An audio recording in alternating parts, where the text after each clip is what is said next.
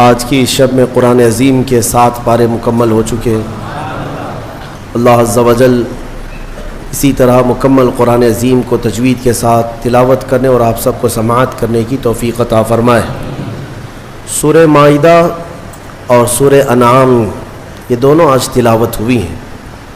اس سے پہلے والی تفسیر میں نے عرض کیا تھا مائدہ کا مطلب دسترخوان۔ اس سورہ میں ایک دسترخوان کا ذکر ہے جس کی وجہ سے اس سورہ کا نام ہی مائدہ ہو گیا۔ وہ کون سا دسترخوان ہے؟ سیدنا عیسیٰ روح اللہ علیہ الصلاۃ والتسلیم اپنے زمانے میں ایک دعا کرتے ہیں، اپنے مومنین امت کو لے کر دعا یوں کرتے ہیں۔ وہ دعا بھی قرآن میں آئی ہے۔ آپ نے دعا یہ کیا تھا، ربنا انزل علینا مائدۃ من السماء تکون لنا عیدا لاولنا وآخرنا وآیۃ منک۔ توجہ چاہتا ہوں، دعا کیا کیا؟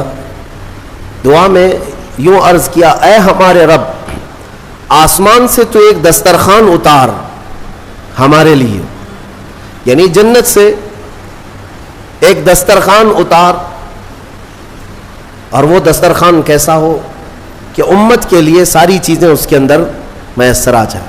دسترخوان تو سمجھ میں آتا ہے، اور رمضان میں دسترخوان نہ سمجھ میں آئے تو پھر کب سمجھ میں آئے؟ دسترخوان کے اتارنے کی دعا کس نے کی؟ عیسیٰ علیہ السلام۔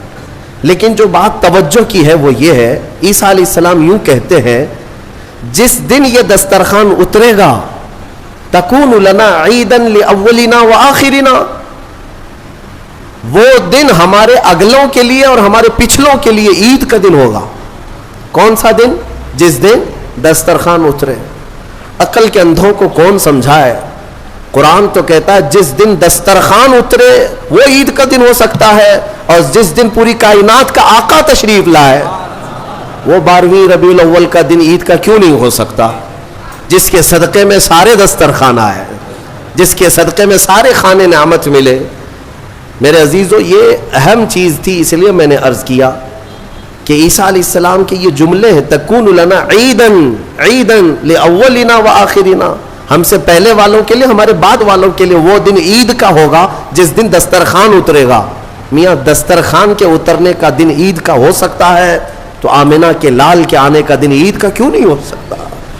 الحمدللہ ہم فخر سے یہ کہتے بھی ہیں، حشر تک ڈالیں گے ہم پیدائش مولا کی دھوم، مثل فارس نجد کے قلعے گراتے جائیں گے، خاک ہو جائیں عدو جل کر مگر ہم تو رضا، دم میں جب تک دم ہے ذکر ان کا سناتے جائیں۔ حضور پاک صلی اللہ تعالیٰ علیہ وسلم کی آمد کا تذکرہ کرنا یہ قرآن پاک سے ثابت ہے۔ بہت سارے لوگ صرف ہم سے یہ کہتے ہیں میلاد منانا کہاں سے ثابت، کہاں سے ثابت؟ اگر تھوڑے سی عقل کا استعمال کریں تو اس طرح کے اعتراضات نہیں کریں گے۔ اور جو لوگ اعتراضات کرتے تھے بیچارے سعودی ریال کی وجہ سے، اب سعودی بھی بدل چکا ہے، اب ریال نہیں آتے ہیں، اب ریال بھی نہیں آتے، انہیں ڈالر ڈھونڈنا پڑے گا یا پاؤنڈ ڈھونڈنا پڑے گا۔ ریال والا دین ختم ہو گیا، ابھی ریال والا مذہب اب سینما تھیٹر چلا رہا ہے، اب ریال والا بیچ بنا رہا ہے۔ ہاں، جو پہلے شرک و کفر اور بدعت کے فتوے جہاں سے صادر ہوتے میرے آقا صلی اللہ تعالیٰ علیہ وسلم کی آمد کے لیے، اب تو وہاں یہ بحث ہی نہیں ہے، ڈسکس ہی نہیں ہے۔ حرم کے اماموں کو گونگا کر دیا گیا ہے، وہ ممبر پر کھڑے ہو اور اتریں، بس اور کوئی کام نہیں ہے۔ جو ہو رہا ہے سب اچھا، کوئی تنقید تک نہیں کر سکتا۔ تو آج وہاں کی پرورش سے پلے ہوئے بہت سارے لوگ جو یہاں پر منڈلاتے رہتے تھے، تو ابھی جو انکم سورسز بند ہو گئے تو اب وہ شرک اور بدعت کے فتوے بھی بند ہو جائیں گے انشاءاللہ۔ اور کل بھی اہل سنت و جماعت یہی کہتے تھے کہ میلاد منانا میرے آقا صلی اللہ تعالیٰ علیہ وسلم کی یقیناً مستحب ہے، مستحسن ہے، ثواب کا کام ہے۔ جسے حضور کی آمد کی خوشی ہو وہ کرے گا، بالکل کرے گا۔ اور ایک اہم بات لگتے ہوئے میں کر کے چلا جاتا ہوں، حضور پاک صلی اللہ تعالیٰ علیہ وسلم کا میلاد منانا اس لیے بھی ضروری ہے کہ جیسے آپ کو قرآن پاک میں پڑھ کر کے بتا دوں، اللہ تبارک و تعالیٰ نے اپنے رسول کو یہ کیوں کہا، قل انما انا بشر مثلکم یوحی الی، اے محبوب آپ فرما دیں میں تمہاری طرح بشر ہوں۔ یہ آیت 3 جگہ آئی قرآن پاک، حضور پاک صلی اللہ تعالیٰ علیہ وسلم سے کہا گیا آپ فرما دیں کہ میں تمہاری طرح بشر ہوں. کیوں؟ اور اتنا ٹکڑا لے کر کے بہت سارے وہ کہتے ہیں دیکھو رسول ہماری طرح کے بشر ہیں, رسول ہماری طرح کے بشر ہے. یہ کبھی کتے کو جا کر نہیں کہتے کہ دیکھ کتا تو بھی میری طرح ہے, تیری بھی ایک ناک ہے میری بھی ایک ہی ناک ہے, تیرے بھی 2 کان ہیں میرے بھی 2 کان ہیں. برابری کا مطلب صرف ظاہر کو دیکھنا نہیں ہوتا. حضور پاک صلی اللہ تعالیٰ علیہ وسلم کو جو یہ حکم ہوا کہ آپ فرما دیں کہ میں تمہاری طرح بشر ہوں, اس کی وجہ کیا ہے کہ رسول پاک صلی اللہ علیہ وسلم کے کچھ معجزات ایسے تھے, معجزات جسے دیکھ کر کے عام انسان خدا نہ سمجھ لیں. جیسے عیسیٰ علیہ السلام دنیا میں جو آئے بغیر باپ کے آئے, ان کی ماں حضرت بی بی مریم کو کسی مرد نے چھوا تک نہیں پوری زندگی بھر, اس طرح ان کی پیدائش ہوئی. تو ان کی چاہنے والے محبت میں اتنا غلو کر گئے کہ عیسیٰ علیہ السلام کو خدا ہی سمجھنے لگ گئے یا خدا کا بیٹا کہنے لگ گئے. عزیر علیہ السلام کی بات میں نے کہا ابھی 2 دن پہلے تفسیر میں سنا آپ نے, 100 سال اللہ نے ان کو سلایا, پھر اٹھایا, پھر وہ واپس اپنی قوم میں آئے. تو یہودیوں نے جب دیکھا کہ 100 سال کے بعد بھی جوان ہے تو یہ اللہ کا بیٹا ہے, تو عجیب و غریب چیزوں کو دیکھ کر کے قوم کبھی کیا کرتی الگ الگ عقیدے بنا لیتی ہے. میاں وہ تو عیسیٰ علیہ السلام کا ایک معجزہ ہے, عزیر علیہ السلام کا ایک معجزہ ہے, یہاں میرے رسول کے تو پل پل معجزے ہیں, ہاں ہر گھڑی معجزے ہیں. تو یہ سارے معجزوں کو دیکھ کر کے کوئی یہ نہ کہے یہ رسول کیسا ہے, اس کی چاند پہ بھی چلتی ہے سورج پہ بھی چلتی ہے, چاند کو کہے تو پھٹ جائے, سورج کو کہے تو ڈوبنے کے بعد نکل آئے, تو یہ خدا تو نہیں ہے. تو اللہ تعالیٰ نے حکم کیا فرمایا, آئے محبوب آپ فرما دیں کہ میں تمہاری طرح بشر ہوں. یہ بات میں اس لیے عرض کر رہا ہوں کہ سنیوں یہ بات ہمیشہ کان کھول کر کے سن لینا کہ اللہ رب العزت کے ساتھ کبھی بھی ہم رسول کو شریک نہیں کر سکتے, نہ ہی نبی کا درجہ خدا تک بڑھائیں گے, کبھی نہیں. اللہ اللہ ہے, ہاں رسول پاک اس کے محبوب ہیں, خدا نہیں ہو سکتے, خدا نہیں ہو سکتے. یہ بات ہمیشہ یاد رکھنا.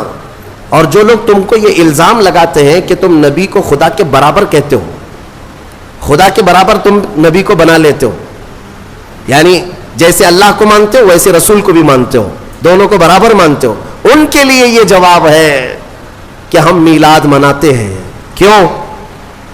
میلاد اس کی منائی جاتی ہے جو پیدا ہوتا ہے, اور رسول پیدا ہوئے. خدا کی کبھی میلاد منائی؟ کیوں؟ خدا کبھی پیدا نہیں ہوا. لم یلد ولم یولد ہمارا عقیدہ ہے, نہ وہ پیدا ہوا ہے کسی سے اور نہ اس سے کوئی پیدا ہوگا. خدا کی ولادت کا دین نہیں آ سکتا, نہ ہی اس کا میلاد ہو سکتا ہے. رسول کا میلاد سنی منا کر یہ بتاتے ہیں کہ رسول پیدا ہوئے ہیں اور ہم رسول کو خدا کے برابر نہیں مانتے.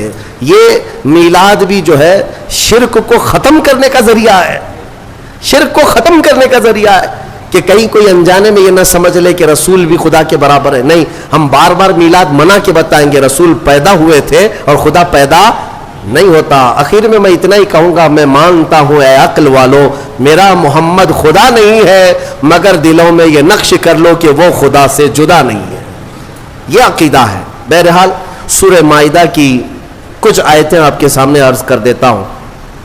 سورہ مائدہ میں اہم آیت ہے. اللہ تعالیٰ نے فرمایا من قتل نفسا بغیر نفس او فساد فی الارض فکأنما قتل الناس جميعا, جس نے ناحق کسی ایک انسان کا قتل کیا اس نے پوری انسانیت کا قتل کیا, پورے دنیا کے انسانوں کا قتل کیا. ومن احیاها فکأنما احیا الناس جميعا, اور جس نے کسی ایک کو بچایا, کسی ایک کی زندگی کی حفاظت کیا, گویا کہ اس نے پوری انسانیت کو بچایا. اتنی بات یاد رکھ لینا کہ اگر تمہارے ہاتھوں سے قتل ہوا تو یہ سب سے بڑا گناہ ہے, سب سے بڑا گناہ ہے.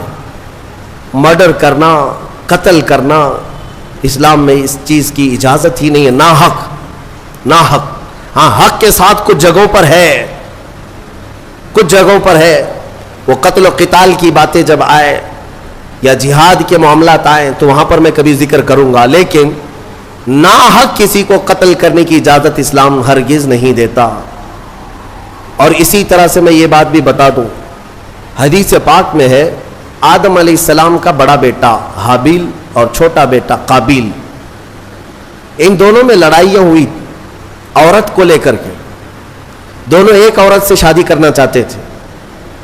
یہ دنیا کی پہلی داستان ہے. آدم علیہ السلام آئے ہیں اور ترنت ابھی اولاد اور نسل شروع ہو رہی ہے. سب سے پہلا جھگڑا جو دنیا میں ہوا ہے وہ عورت کی وجہ سے. بڑا اور چھوٹا دونوں ایک ہی خاتون کو اپنانا چاہتے تھے، لیکن وہ حق حابیل کا تھا، قابیل کا نہیں. چھوٹے کا نہیں تھا، وہ بڑے کا حق تھا. آدم علیہ السلام نے کہا بھی تھا، یہاں تک کہ دونوں کو حکم بھی ہوا. یہ بھی ذکر یہ سورہ مائدہ میں موجود ہے، یہ پورا ذکر موجود ہے. حضرت آدم علیہ السلام نے دونوں سے کہا کہ ایک کام کرو، ایک قربانی کرو ایک جانور اور کھلے میدان میں رکھو. جس کی قربانی قبول ہو گئی سمجھ لو وہ حق پر ہے. قربانی قبول ہونے کا طریقہ کیا تھا؟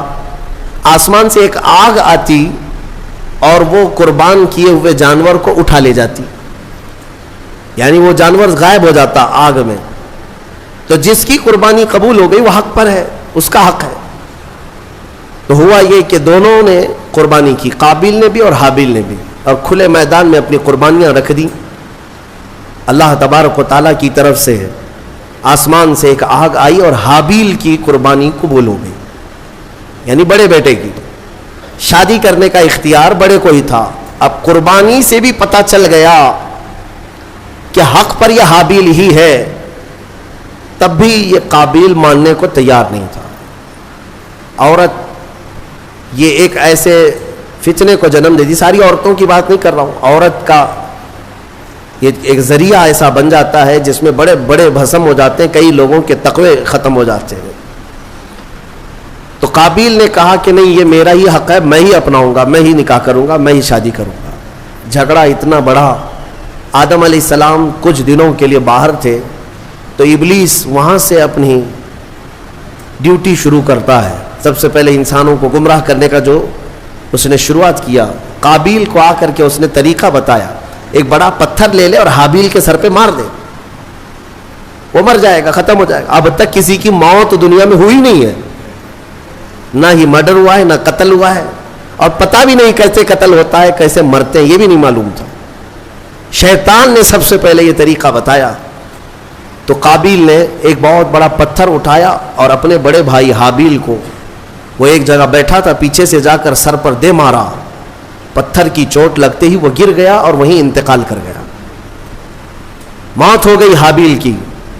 اب اس کو یہ تک نہیں معلوم تھا کہ مرے ہوئے کے ساتھ کرنا کیا ہے. قرآن کہتا ہے فَبَعَثَ اللَّهُ غُرَابًا يَبْحَثُ فِي الْأَرْضِ لِيُرِيَهُ كَيْفَ يُوَارِي سَوْءَةَ أَخِيهِ. اللہ نے کوے کو بھیجا. دو کوے لڑتے لڑتے آئے اور ایک دوسرے کو ٹھونگ مار رہا تھا. مارتے مارتے ایک کوے نے دوسرے کو گرا دیا، دوسرا مر گیا. یہ قابیل بیٹھا دیکھ رہا تھا کووں کے جھگڑے کو، اور اپنے بھائی کو بھی دیکھ رہا تھا کہ وہ مری ہوئی ایک لاش ہے، کیا کیا جائے. تو کووں کو سامنے اس نے دیکھا، لڑتے لڑتے ایک کوا مر گیا. دوسرے نے کیا کیا؟ کوے نے جلدی سے اپنے پیروں سے تھوڑی سی مٹی ہٹائی زمین کی اور دوسرے کوے کو گڑھے میں داخل کر دیا اور پھر اس پر مٹی پھیر دیا. یہ طریقہ دیکھ کر کے قابیل نے پھر اپنے بھائی کو دفن کرنے کا طریقہ سیکھا. قرآن کہتا ہے پھر اس نے اپنے بھائی کو دفن کیا. یہ سب سے پہلا قتل دنیا میں ہوا ہے، سب سے پہلا مرڈر ہوا ہے اور سب سے پہلی موت. اب حدیث رسول میں تمہیں سنانا چاہتا ہوں. میرے آقا صلی اللہ تعالی علیہ وسلم ارشاد فرماتے ہیں قیامت تک جتنے بھی قتل ہوں گے، قتل کرنے والے کو تو گناہ ہے ہی، لیکن ہر قتل کا گناہ قابیل کو دیا جائے گا. ہر قتل کا گناہ قابیل کو ہوگا، کیونکہ دنیا میں سب سے پہلا گناہ قتل والا اس نے شروع کیا. اسی لیے اس سے ریلیٹڈ ایک حدیث پاک بھی میں آپ کے سامنے نظر کر دوں. رسول مختار صلی اللہ تعالی علیہ وسلم ارشاد فرماتے من سن سنتا حسنتا فلہ اجرہا واجر من عمل بہا. جس نے کوئی نیا طریقہ ایجاد کیا، اللہ تعالیٰ اس ایجاد کرنے کا ثواب بھی اسے دے گا، اور جتنے عمل کرتے رہیں گے ان سب کا بھی ثواب اسے دیا جائے گا. اور عمل کرنے والوں کے ثواب میں کوئی کمی نہیں ہوگی، ان کو سب کو ملتا رہے گا. لیکن جس نے شروع کیا اس کو بھی ملے گا، اس کو سب کے برابر ملے گا. وَمَنْ سَنَّ سُنَّةً سَيِّئَةً فَلَهُ وِزْرُهَا وَوِزْرُ مَنْ عَمِلَ بِهَا. اور میرے آقا صلی اللہ علیہ وسلم فرماتے ہیں جس نے کوئی برا طریقہ اختیار کیا, ایجاد کیا, تو اس برا کرنے کا گناہ تو ہے ہی, لیکن اس کا دیکھا دیکھی جتنے لوگ گناہ کرتے جائیں گے ان سب کا گناہ بھی اس ایجاد کرنے والے کو دیا جائے گا. سوچو اے نوجوانوں, کئی لوگ ایسے ہیں جو نت نئے کام شروع کرتے ہیں اور اس کے بعد پورے نوجوان اس کی پیروی میں لگ جاتے ہیں. تم کیا سمجھتے ہو کہ آج تم بے ستر ہو کر کے گھومنے لگے, کپڑے پھاڑ کر کے ستر دکھا کر کے گھومنے لگے, تو تم تو یہ سوچتے ہو یہ فیشن ہے, لیکن تمہیں اندازہ نہیں کتنے بچے اس کی نقل کرتے ہیں. تمہیں دیکھ دیکھ کر کے جتنے بچے نقل کریں گے, جتنے حرام کرتے رہیں گے, ان سب کے حرام کا گناہ تمہارے سر پر آئے گا. شروعات تم نے کی ہے, شروعات جس گناہ کی بھی تم کرو گے اس کا گناہ بہت طویل ہے. اسی طرح سے کچھ لوگ ہنسی مذاق میں کچھ ایسے کاموں کی ابتدا کر جاتے ہیں جو ہمیشہ ہمیش کے لیے لوگ اس کی تقلید کرتے رہتے ہیں اور اس کے پیچھے چلتے رہتے ہیں. یہ گناہ ہے اور اس گناہ کا وبال اور اس کا پورا بوجھ شروع کرنے والے پر ہوتا رہے گا. اس لیے میرے عزیزوں, خدا را کبھی اپنی طرف سے کوئی ایسا برا کام مت ایجاد کرنا کہ جو کنٹینیو ہو جائے اور پھر تمہاری نقل کرتے کرتے ہزاروں نہیں لاکھوں لوگ اس گناہ میں مبتلا ہو جائے. ہو سکے تو کوئی ایسا نیک کام شروع کر کے جاؤ, کوئی ایک نیک کام شروع کر کے جاؤ کہ جتنے وہ کام کرتے جائیں گے وہ سب کا ثواب تمہیں ملتا رہے گا.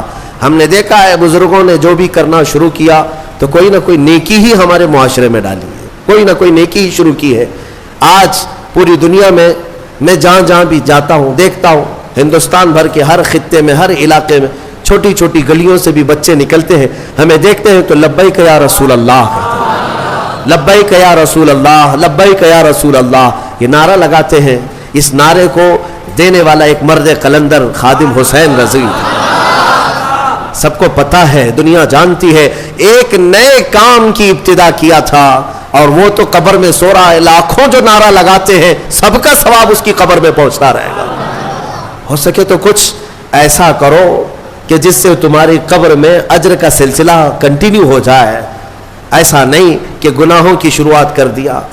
نعوذ باللہ من ذالک. کئی نوجوانوں کو ہم نے دیکھا کہ ان کو جو کچھ بھی ملا ہے, ارے بڑے پڑھے لکھے نوجوان, ان کی پوری راتیں, ان کا پورا دن ٹک ٹاک پہ گزرتا رہا ہے, مجرے کرنے میں, ننگے ہونے میں, نئے نت نئے کام شروع کرنے میں. ایسے ایسے نوجوانوں کو دیکھا جو مخنث بننا پسند کریں, ہجڑا بننا پسند کرتے ہیں, صرف لوگوں کو ہنسانے کے لیے, دکھانے کے لیے. مرد عورتوں کا لباس پہن کر کے, عورتیں مردوں کا لباس پہن کر کے ناچ کر کے دکھائے. ہم نے پوچھا یہ کیا ہے, اس سے ہوتا کیا ہے؟ کہا بس منورنجن ہے. کہا پھر تیار رہو قبر میں سارے منورنجن کے لیے. جتنوں کو تم نے تباہ و برباد کیا, جتنوں کے اخلاق کو تم نے ختم کیا, ان سب کا بھی وبال تمہارے اوپر ہوگا. حدیث رسول ہے, برے کام کی ابتدا تم سے نہ ہونے پائے. کوشش یہ کرو کہ تم راستہ چلو تو بچے تمہیں دیکھ رہے ہوتے ہیں اور یہ سب نقل کریں گے, ایڈاپٹ کریں گے, ہر چیز کو کیپچر کرتے ہیں. تو کوشش یہ کرو کہ ہماری اچھی چیزیں ان بچوں میں منتقل ہو جائیں, برائیاں نہیں. اللہ تبارک و تعالی برائیاں ایجاد کرنے کی بجائے ہمیں اچھائیوں کی ایجاد کرنے کی توفیق عطا فرمائے. میں نے جو آیت ذکر کی آپ کے سامنے, جس نے ایک قتل کیا اس نے پوری دنیا کا قتل کیا. اس تفسیر میں ایک بہت ہی پیاری حکایت مولا علی کرم اللہ وجہہ الکریم کے متعلق ملتی ہے. حضرت علی کے زمانے میں ایک ایسا معاملہ پیش آیا, ایک آدمی کا مرڈر ہو گیا, قتل ہو گیا ہے, چاقو وہاں پڑی ہے, خون میں وہ لت پت ہے, اور اس کے قریب ایک آدمی کھڑا تھا.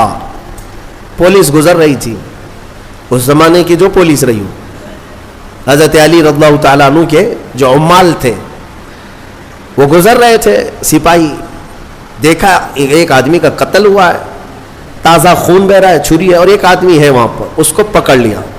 وہی قاتل ہے, کوئی اور تھا ہی نہیں, آس پاس کوئی نہیں تھا, اس کو پکڑ لیا. وہ اس وقت اس لیے پکڑا کہ ظاہری حالات تو یہی بتا رہے تھے کہ وہ قاتل ہے. یہ اس زمانے کی بات ہے. یہاں تو ایسا ہے کہ دلی میں ہو جائے تو یہاں کرناٹک میں آ کے اٹھا لے جائیں گے, یہاں تو کوئی مسئلہ نہیں ہے. کہ کہیں سے بھی کوئی بھی چاہے نشان نہ ملے اٹھایا جا سکتا ہے، لیکن اس وقت حالات ایسے تھے کہ قاتل جو ہے کوئی نظر نہیں آیا سوائے اس ایک آدمی کے، اس کو پکڑ کر لایا گیا حضرت علی کرم اللہ وجہہ الکریم کی بارگاہ میں. تو پھر وہاں پر فیصلے میں ثابت ہو گیا کہ اسی نے قتل کیا، کیونکہ سپاہی جو تھے وہ گواہی دے رہے تھے کہ ہم نے اس کو دیکھا ہے، رنگے ہاتھوں پکڑا ہے، اس کے جسم پر خون کے دھبے بھی تھے، اور کون ہوگا. تو بہرحال حضرت علی نے فیصلہ سنایا کہ قاتل ہے، اس کی سزا قتل ہے، قصاص میں قتل ہوگا. اب اس کو پھانسی پر چڑھایا جا رہا تھا. تھوڑی دیر گزری تھی کہ عدالت میں ایک شخص دوڑتا دوڑتا آیا، اور آیا اس نے کہا کہ امیر المومنین وہ شخص ناحق مارا جا رہا ہے، وہ پھانسی پر چڑھ رہا ہے ناحق، وہ قاتل نہیں ہے، آپ اسے چھوڑ دیں، آزاد کر دیں. حضرت علی نے پوچھا پھر قاتل کون ہے؟ اس نے کہا میں ہوں، میں نے قتل کیا. لیکن میں وہاں سے ایسے غائب ہو گیا تھا کہ یہ شخص موجود تھا، اس نے چھری بھی اٹھائی اور اس کے ہاتھ پیر خون سے لال بھی تھے، لیکن اصل میں مجرم ہوں، اسے چھوڑ دیں. مجھے اس پر ترس آ گیا کہ ناحق وہ مارا جا رہا ہے، اس لیے میں حاضر ہو گیا، اسے چھوڑ دیں. حضرت علی نے اسے چھوڑ دیا. اب جو اصلی قاتل تھا اسے پکڑا گیا، اس کو لایا گیا. اب ظاہر سی بات ہے اب یہ اقبالی مجرم ہے، اقراری مجرم ہے.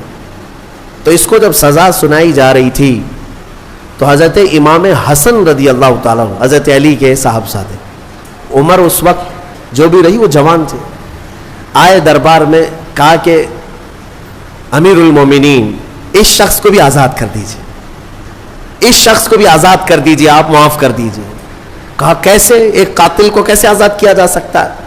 تب حضرت امام حسن نے اسی آیت سے استدلال کیا، دلیل میں یہ آیت پیش کیا.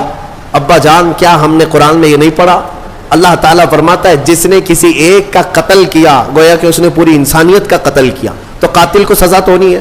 لیکن آگے رب نے یہ بھی فرمایا جس نے کسی ایک کو بچایا اس نے پوری انسانیت کو بچایا.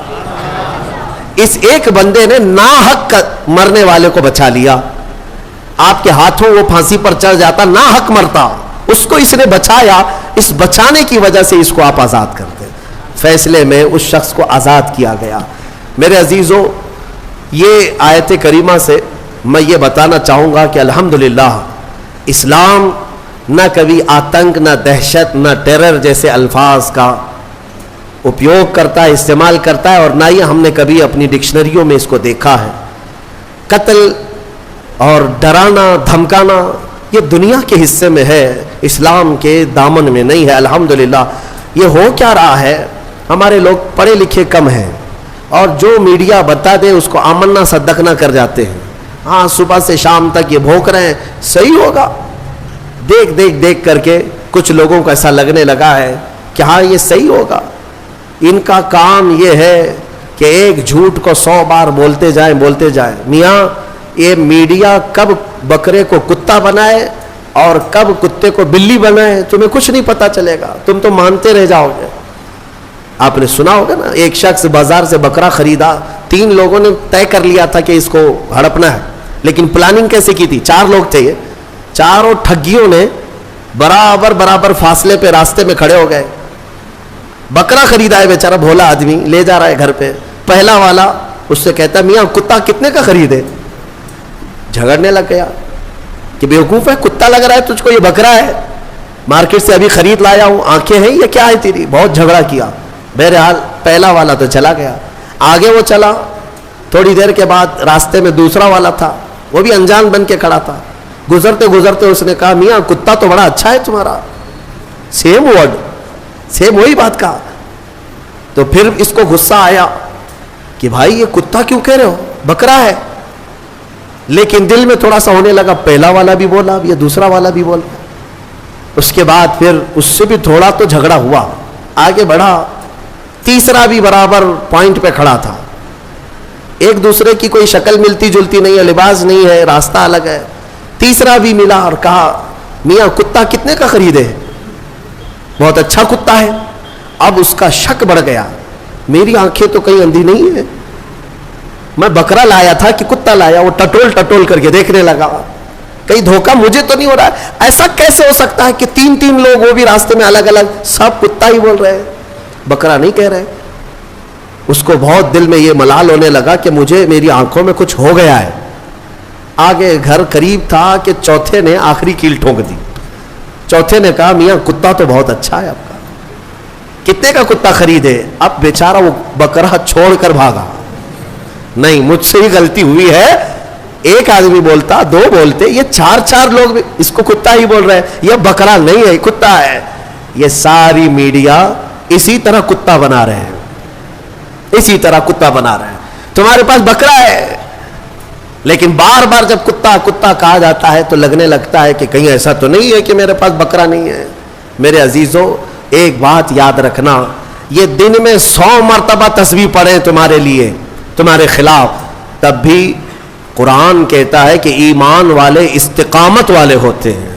استقامت, ہاں, ان پر تو بجلیاں گرے کہ پہاڑ گرے, یہ ٹس سے مس نہیں ہوگا. بلکہ مومن کا عقیدہ یہ ہے کہ اللہ ایک ہے, محمد سچے رسول ہیں, اور اسلام پر اس کا کوئی شک نہ ہو. تو بہرحال میں جو بات عرض کر رہا تھا وہ یہ ہے کہ قتل کے معاملات کو لے کر جو پروپیگنڈا پھیلایا جاتا ہے, اگر میں آنکڑے رکھوں نا, تعداد رکھوں, تو حیرت میں آنکھیں پھٹی رہ جائیں گی. حضور پاک صلی اللہ تعالیٰ علیہ وسلم کے کل جو غزوات ہوئے ہیں نا, جنگیں 17 ہیں. حضور نے 10 سال میں کتنی جنگوں میں شرکت کی؟ 17. اور پورے ٹوٹل 17 جنگوں میں کتنے لوگ مرے تھے؟ کتنے لوگ پورے ٹوٹل 17 جنگوں میں, 17 غزوات میں جو مخالف پارٹی کے لوگ مرے ہیں, ان کی کل تعداد 248. ٹوٹل کتنی؟ 250 کے قریب 10 سال کے اندر مرے ہیں. 10 سال کے 250 پوری کاؤنٹ کریں گے.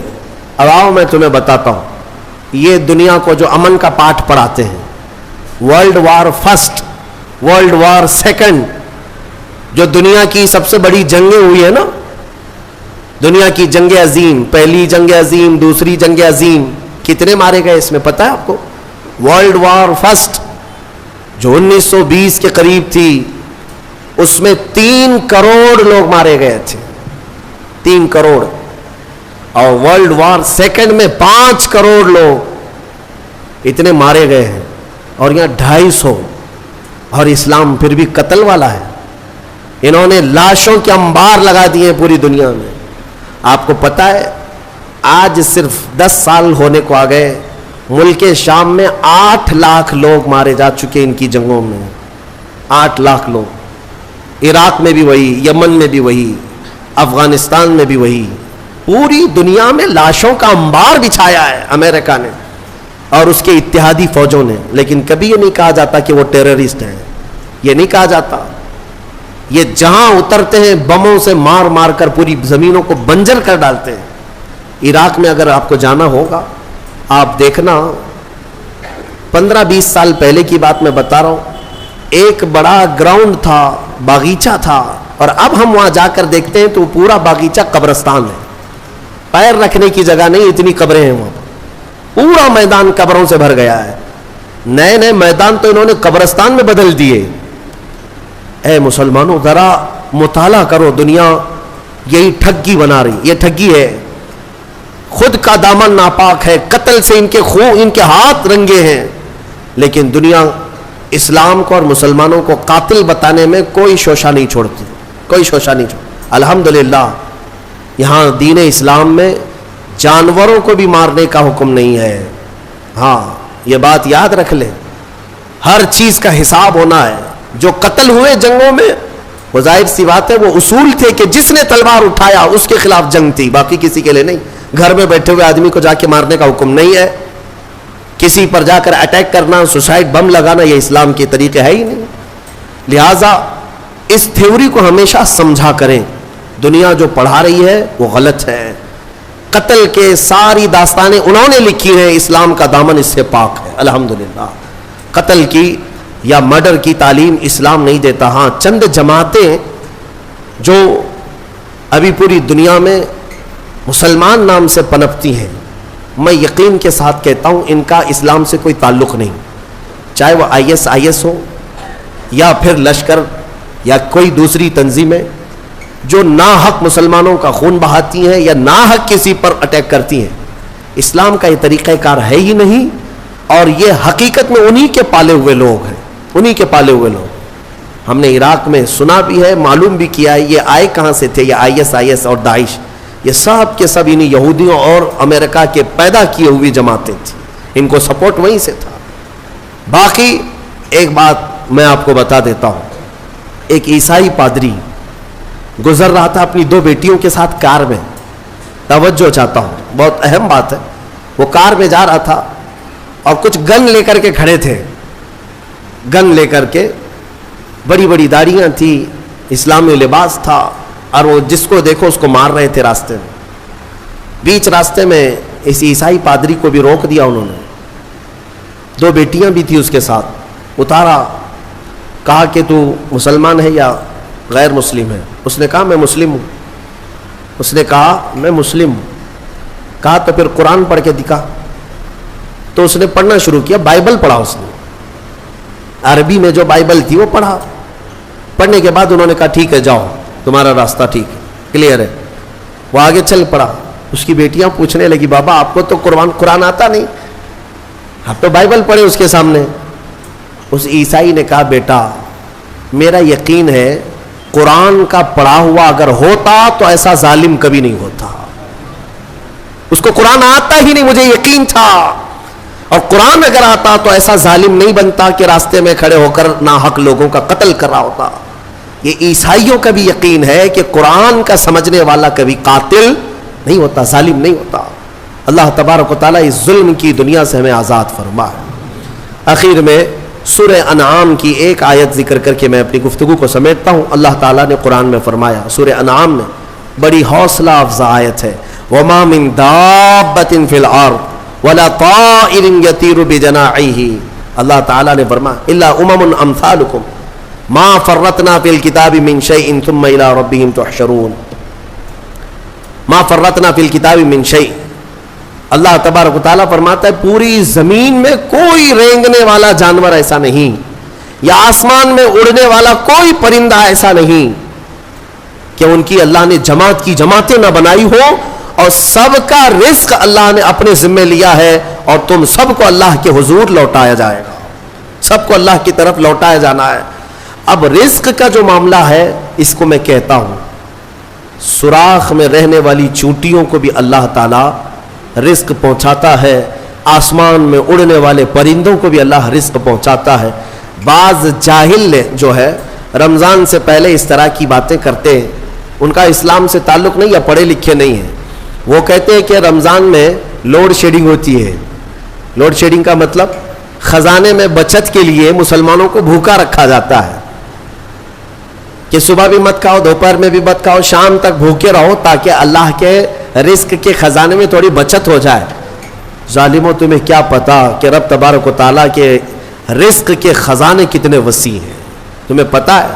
اس کے لیے ایک مثال میں دے دیتا ہوں. سلیمان علیہ السلام کو اللہ نے پوری دنیا کی بادشاہت دی تھی, ہواؤں کو بھی اللہ نے ان کے تابع بنایا تھا. ایک دن حضرت سلیمان علیہ السلام نے اللہ کی بارگاہ میں یوں عرض کیا کہ مولا ایک دن میں تیری ساری مخلوق کی دعوت کرنا چاہتا ہوں, اپنی طرف سے ساری مخلوق تیری جتنے بھی ہیں سب کو میں ایک دن کھلانا چاہتا ہوں. اس میں پرندے بھی, کیڑے بھی, جانور بھی, جنات بھی, مچھلیاں بھی, انسان بھی, ساری مخلوق جو جو کھاتے ہیں سب کو ایک دن میری طرف سے دعوت. اللہ تعالیٰ نے فرمایا ٹھیک ہے سلیمان تم کھلاؤ. اب سنو, حضرت سلیمان علیہ السلام سمندر کے کنارے, بہت بڑی زمین, جہاں تک نظر ڈالو خالی زمین تھی, اس کو منتخب کیا اور 1 مہینے سے وہاں تیاری شروع ہو گئی. ہر طرح کے کھانے وہاں پر جمع کیے جانے لگے, اناج سب کے الگ الگ, پرندوں کے الگ, جانوروں کے الگ, جنات کے الگ, مچھلیوں کے الگ, جس کا جو رزق چلتا تھا. دنیا میں جتنے لوگ ہیں سب کی دعوت تھی ایک دن, اور پکایا بھی جا رہا تھا. وہ اللہ کے نبی تھے اور پکاتے رہے, اور جس دن دعوت کا آیا نا اعلان ہو گیا تھا کہ سارے لوگ آج اللہ کے نبی سلیمان علیہ السلام کے ہاں کھانے کے لیے چلیں گے.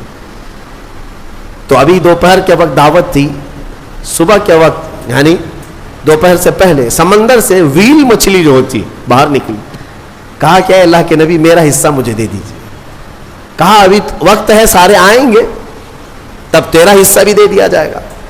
اس نے کہا میں بھوکی ہوں, میرا حصہ مجھے پہلے دے دیا جائے. سلیمان علیہ السلام نے کہا کہ ٹھیک ہے تیرا حصہ تو کھا لے. اس ویل مچھلی نے منہ کھولا اور سارا کھانا ایک ہی ساتھ کھا گئی. جتنا بچا پکا تھا, جتنا بنا تھا پورا کھا گئی, ایک لقمے میں نگل گئی اور اندر چلی گئی. اور باقی مخلوق جو دعوت میں آنے والی ہے سب کا دھرا رہ گیا, کچھ بھی نہیں ہے. اللہ کے نبی سلیمان علیہ السلام نے عرض کیا اے مولا, میں تو ساری مخلوق کو کھلانے کا انتظام کر رہا تھا, یہ تو ایک مچھلی کھا گئی. رب تعالیٰ فرماتا اے سلیمان اس مچھلی کو اس طرح کے دن میں 3 بار میں لقمے دیا کرتا ہوں, اور وہ ایک نہیں سمندر میں لاکھوں کی تعداد میں اس کے برابر مچھلیاں ہیں, ان سب کو میں دن میں اتنے لقمے دیتا ہوں. اور باقی مخلوق تو باقی مخلوق ہے. میرے عزیزو اندازہ کر سکتے ہو اس کی رزق کی وسعت کیا ہے, اس کے خزانے کی وسعت کیا ہے. رمضان لوڈ شیڈنگ کے لیے نہیں ہے, یہ تمہارے تقوی کے لیے ہے, تمہاری بیماریوں کو دور کرنے کے لیے ہے. لیکن اتنی بات یاد رکھنا کہ اللہ تبارک و تعالی ہم سب کے رزق کا مالک ہے, اور رزق کی فکر کرنے کا تمہیں حکم نہیں دیا گیا. وہ رزق تمہیں مل کر رہے گا, تم رزاق کی رضا کا خیال کرو, رزق ویسے ہی پہنچا دیا جائے گا.